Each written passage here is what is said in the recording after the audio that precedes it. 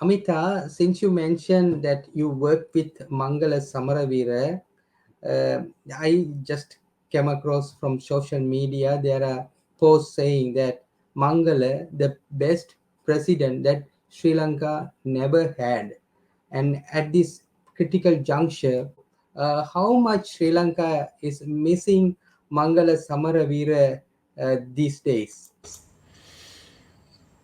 Sure. Thanks for asking that question. I haven't actually spoken about Mangala Samaravira publicly since he passed away.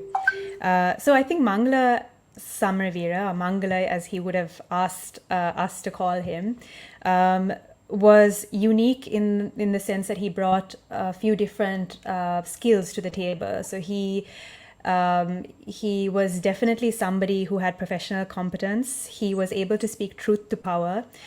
He was able to form broad coalitions and alliances and to negotiate his own political values and positions from within those coalitions quite effectively. So he didn't necessarily compromise on things that were uncompromisable. He knew where his red lines were.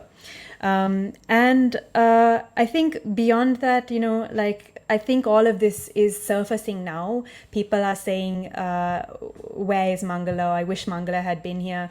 Because at least for me, it seems that Mangala would have been somebody who was very much, being the person he was, being someone who spoke truth to power and who was very pro-youth, he would have been a real asset to the protests that are happening right now, I think. Perhaps even accepted in a way that other politicians may not have been accepted. We know that he was building a movement or attempting to build a movement before he passed away. And I think some part of him, it makes me extremely sad because I know that some part of him would have been so energized to see the kind of creativity of expression, even the vulgarity of expression that we see at the agitation sites today.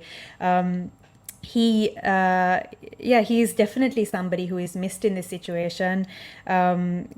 Given his mannerisms and the way he promoted debate, almost courted debate, as opposed to asking for subservience, which in an ageist society is very empowering to have around, right? Somebody who is promoting youth and asking them to step up and speak up. But one thing I'll say about how I'm processing this and how I'm thinking about this is we have actually come to a situation where we look for that one individual to be our savior, right? If it's not Mangala, it's somebody else. If it's not, we're always doing that in Sri Lanka, and that's part of our political culture. And if there's anything about, I think, Mangala, is he wanted us to not, depend on one politician or one office, the executive presidency. He wanted us to build institutions that promoted the kinds of thinking that he promoted in his personal life. And more than that, it does show how weak our polity and our economy is, that there's only one or two people like Mangala around, right? So we have so much work to do. And if anything, Mangala's passing has created this vacuum, this space, and we can't simply, we can't ignore it.